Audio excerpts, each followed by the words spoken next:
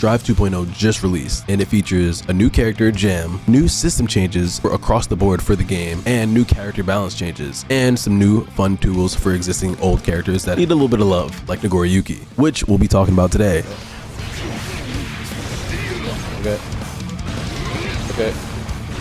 Okay.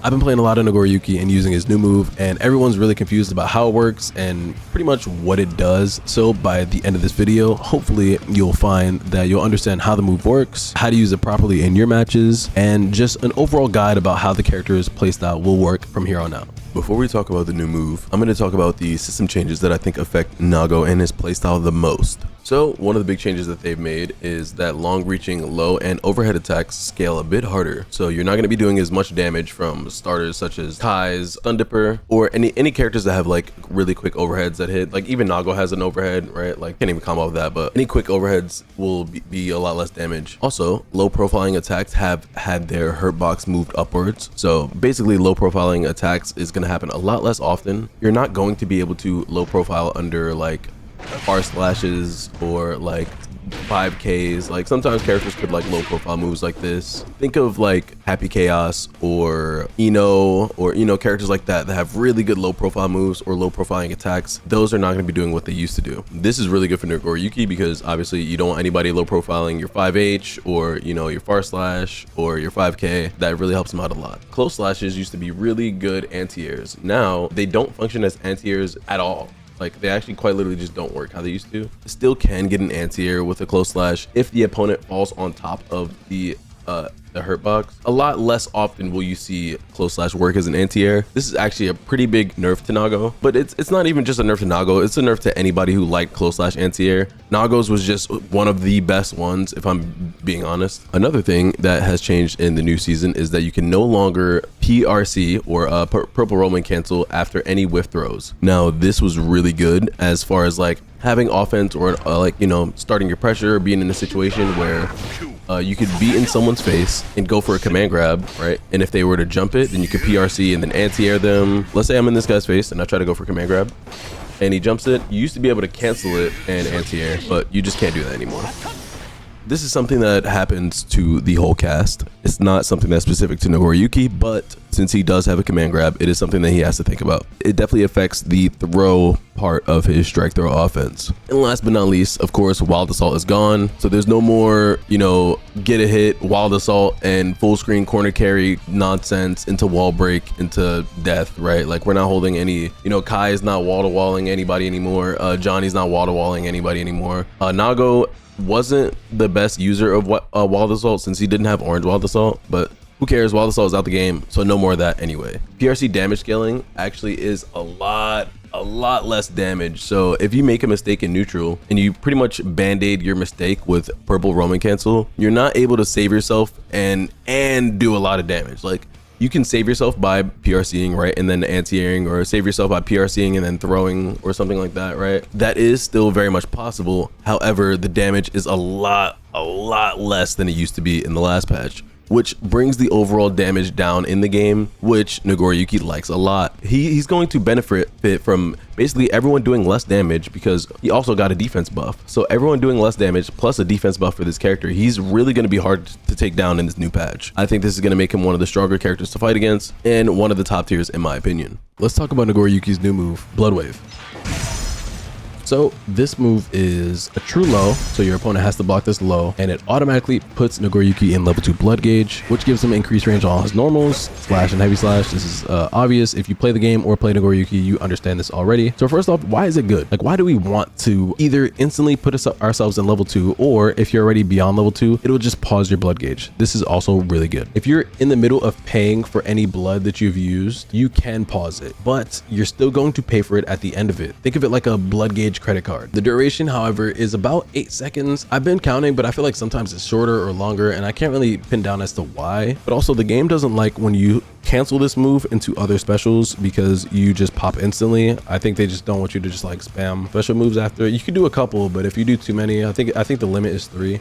If you do anything more than 3, so you got to be careful when you're using it. But also another thing to think about is that if you're ever about to pop when you're using these special moves, you could always go for a command grab and it will instantly cancel any debt that you owe to the blood bank credit card will instantly be paid. And on top of that, you'll take away a full blood gauge and a half worth of blood gauge. The command grab is the only thing that I found that actually clears it and gets rid of everything. Let's start talking about how we're going to use this move effectively and why I think is really good for Nagoriyuki. He's a character that you have to be really aware on where you are as far as your blood gauge is concerned, where you are literally standing on the screen, where your opponent is, and what moves can reach, what moves won't reach, and so on and so forth. There's a lot to think about when you're playing the character, and this move kind of tones a lot of that down because it gives you consistency as far as whenever you use the move, you know you will always be in level 2. You could do any combo, you could be in any situation. Besides, of course, like a command grab. If you hit a command grab, you're obviously going to lose the range on your moves. But you can be in pretty much any situation and you will still have access to your level 2 normals. And this is not common for Nagoriyuki. Usually, whenever you're doing any combo routes with this character, you have to understand, like, okay, is this going to put me over or under the blood gauge? Like, this combo is going to break the wall. After I break the wall, what blood gauge am I at? Can I press this normal? Like, it's a lot to think about sometimes.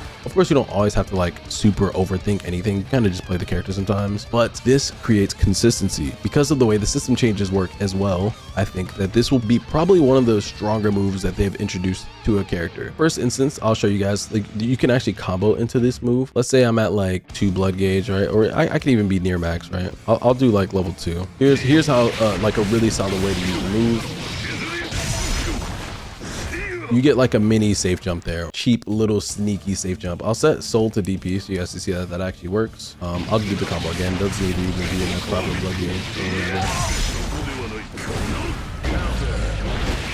As you can see, I did safe jump soul at the end there. So full corner carry into safe jump and it leaves you right in front of your opponent. That's really, really good. And Nago, it has some really solid strike throw stuff, obviously, because you have the bite, and more importantly, this new Bloodwave setup that I'm about to show you guys in the corner. You can go for a throw setup, and then after this throw situation in the corner, you actually can set up Bloodwave to hit meaty.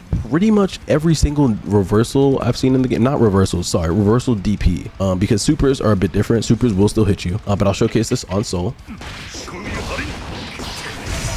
Right there, I hit it pretty well spaced away as well. And this is a true low, remember, so you can't wake up and jump out of this. It hits meaty, so you can't wake up and jump. If they backdash, you can punish the backdash if you're quick enough on it. If they're doing anything else, like a DP or they're pressing buttons, they're gonna get counter hit and they will die. I think it's like probably one of the better situations or the better places you'll find the usage of this move, specifically after throwing the corner. So now, the way this character used to work, he kind of had like a mix situation going. Like Beyblade used to hit low, which was ridiculous, by the way. I don't know why they ever did that. And this move is an overhead, so a lot of times people would do like low overhead stuff and then they would just like go crazy and then blood rage and pop and then try to kill you off a blood rage mix up. Like, this character was really ham before, and I don't think that was a consistent way to play him. And I still don't think it's a consistent way to play him. So if you guys don't know, this is like a quick sidebar. If you enter the blood rage state, they've increased the active frames on it, so it actually takes a lot longer to get out of the blood rage state. So you effectively lose a lot more health because you go into blood rage. They actually don't really want you playing blood rage Nagoriyuki, but if you manage to get blood rage, there are some blood rage combos you could do that are really, really, really good if you're going to kill your opponent, because if you're not, it's not that good. I think that has now shifted this game plan to a more corner focused, put your opponent in a box and try to pretty much snipe out whatever they're doing with your long reach normals and always keep level 2 on you by using credit card. I think that's the new playstyle that I'm getting out of this. This, in my opinion, makes this character really, really strong. And I think this version of Nagoriyuki is going to like really benefit from a setup like this. And even if you're about to run out, then that's when you could start throwing some special moves in there and then stay at the level 2 mark. Like, we want to pretty much stay here. We don't want to go too far under. And if we do find ourselves starting to go under, we could always start to do some of this Blockstring stuff that I'm going to show you guys now. This is new Blockstring stuff with his Bloodwave mechanic. So how it works is that you could press 6H and on block all of Nagoriyuki's heavy normals guard crush. So you could 6H and then Fukia forward and then use Bloodwave. Go into your level 2 state and you're right in front of your opponent. You're in command grab range. It is +6. Command grab is 7 frame startup. So this is just really solid if you just want to get in your opponent's face and try to make something happen. You also could just not do Bloodwave. You could just kind of do this in general. Just like pull up in their face and just kind of threaten stuff, right? There's a way you could just play the character like that, but I think using Bloodwave in that situation is not the worst, but it is another use case for it. This is a new setup that I found off of another change that Nagoriyuki has. He can now jump cancel his close slash. So since he can jump cancel his close slash, it kind of created a few new combo routes for Nagoriyuki, specifically this one that I've been using. And you can just pull up and pop Bloodwave really in their face, like just on top. This is really good for characters that don't have DP reversals. If you just want to like Bloodwave in their face. You could also do it from way back here if you wanted to keep yourself DP safe. Again, still feeding into the game plan that I was talking about earlier, where you kind of want to keep them at that range and swipe away at them until they're dead. That's pretty much how you want to play the character now.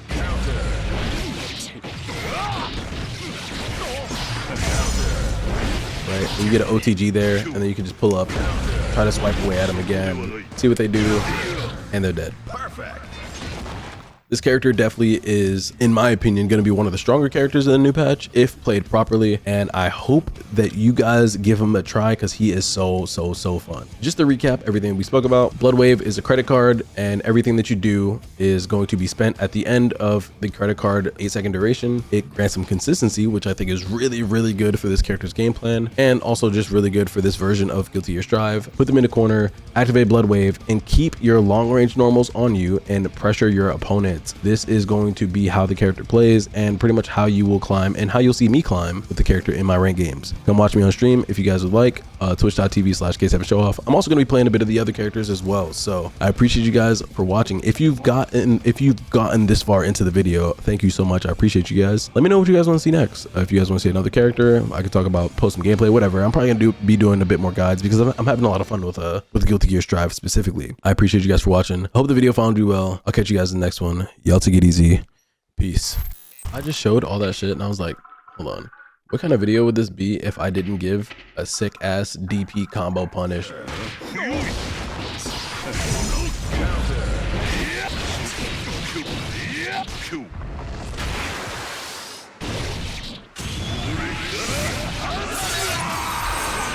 And that would be the corner combo if you get the blood gauge there.